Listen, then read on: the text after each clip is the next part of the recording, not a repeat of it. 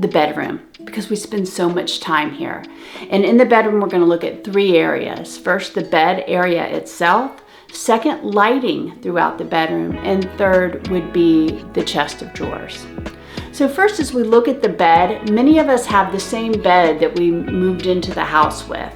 And I got used to a certain level of the mattress being up. As you age, you need to lower that mattress so that there's no difficulty getting in and out of the bed. So this is the time for a new mattress that is about knee level.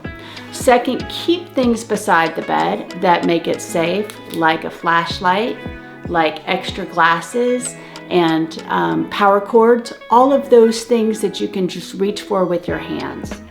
As you move through the bedroom and out into the hallway, make sure that the walls have night lights throughout or small little lamps right in the master bathroom. I would always keep a small lamp just on so that you can safely see to navigate. And finally, in our chest of drawers, when you moved in, you probably put accessories at the top level of drawer. So things like belts and jewelry, move those to the bottom because you're not using those on a daily basis. And the things that you use routinely, like socks and underwear, night shirts and bras, go to the top drawers. And these simple little adjustments that are inexpensive will make such a huge difference in keeping you safe and healthy and independent at home.